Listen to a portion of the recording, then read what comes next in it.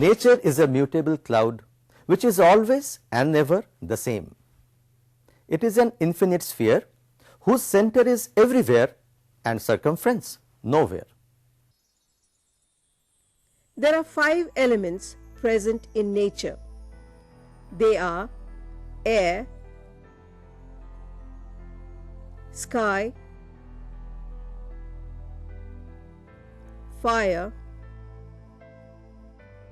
earth, and water. All these elements play an important role in a synchronized way to maintain the survival of life. Although water is one of the most important gifts of nature, sometimes it becomes a curse. We need water for drinking, washing, for irrigation, and so on. It is essential for the production of grains, vegetables, fruits, etc. Nearly all great civilizations of the world, like the Roman civilization, the Egyptian civilization, the Indus Valley civilization, and many other civilizations, grew up around water bodies that have provided not only fresh water but also assisted trade, transport, defense, and agriculture. Before practicing agriculture, men survived by hunting and food gathering.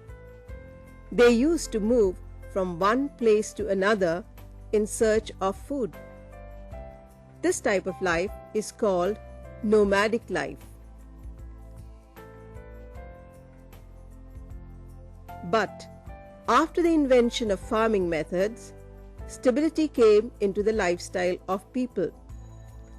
Agriculture has had a major impact on the expansion of population and its growth. For agriculture and farming, the basic necessity is irrigation. There are a number of ways to manage water for irrigation. One of them is by checking the river water flow and protecting the water from flowing into the sea.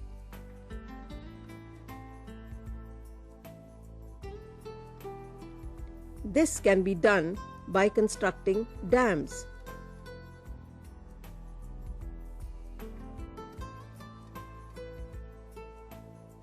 Dams are massive barriers built across rivers and streams to confine and utilize the flow of water for human use, such as irrigation, drinking, and generation of hydroelectricity.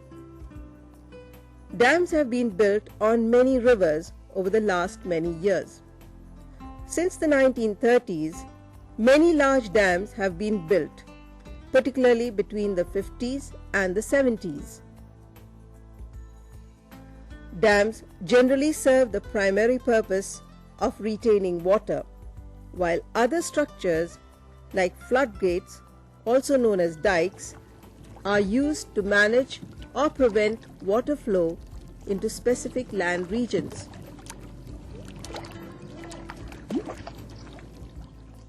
Hydropower and pumped storage hydroelectricity are often used in conjunction with dams to provide clean electricity for millions of consumers.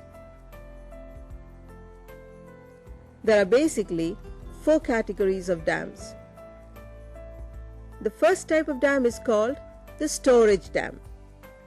The speciality of this dam is that it is constructed to impound water during periods of surplus supply for later use during periods of deficiency. They may store water for hydroelectric power generation, irrigation, or for flood control project.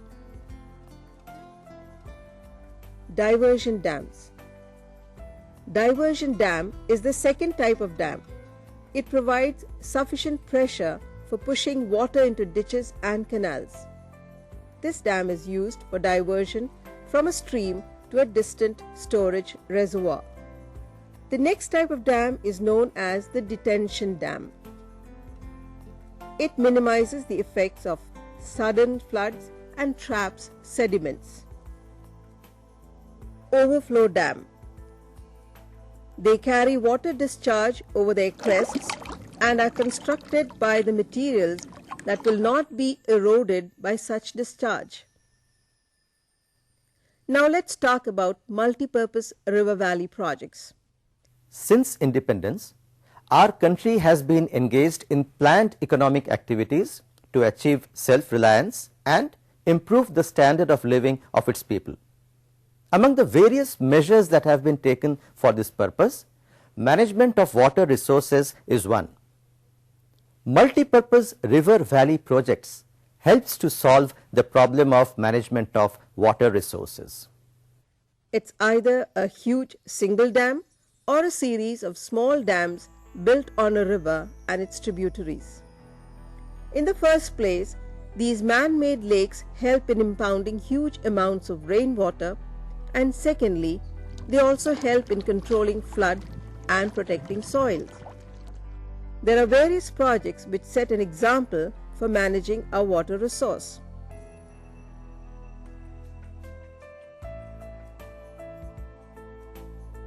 The Damodar Valley Project, the Bhakra Nangal Project, the Kosi Project, the Hirakud Dam,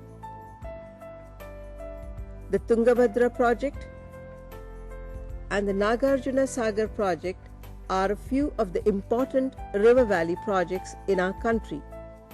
As everything else, dams also have their pros and cons. The construction of large dams has completely changed the relationship of water and land, destroying the existing ecosystem balance, which in many cases has taken thousands of years to create.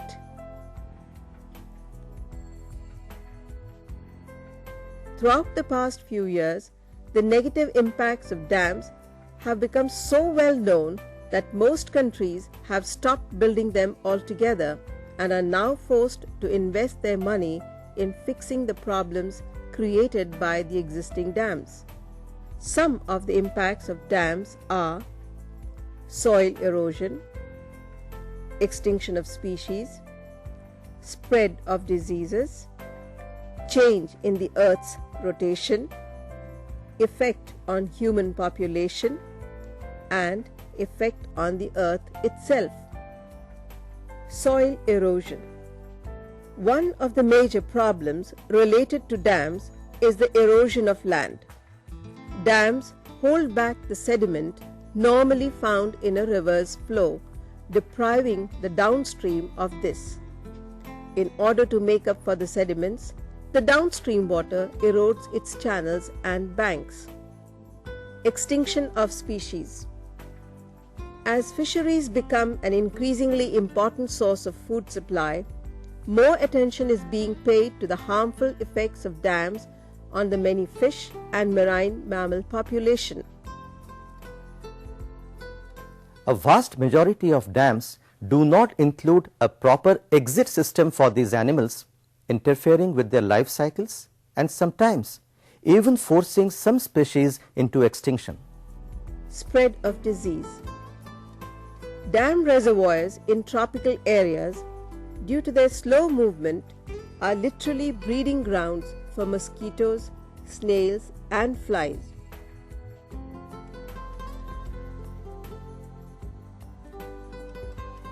The vectors that carry malaria, schistosomiasis, and river blindness.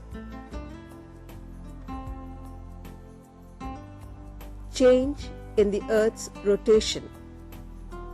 Due to the number of dams which have been built, the Earth's rotation has apparently sped up by 8 millionth of a second since the 1950s. Effect on human population. While dams are helpful to humans, they can also be harmful as well. One problem with dams is the fact that the artificial lakes created by them become breeding grounds for diseases. Another disadvantage is that if built close enough to human habitation, relocation is imminent. Dam-related relocation affects society in three ways. An economic disaster, human trauma, and social catastrophe. Effect on the earth itself. Dams have been found to alter the climate of the earth. This is due to the fact that dams generate methane gas, a greenhouse gas.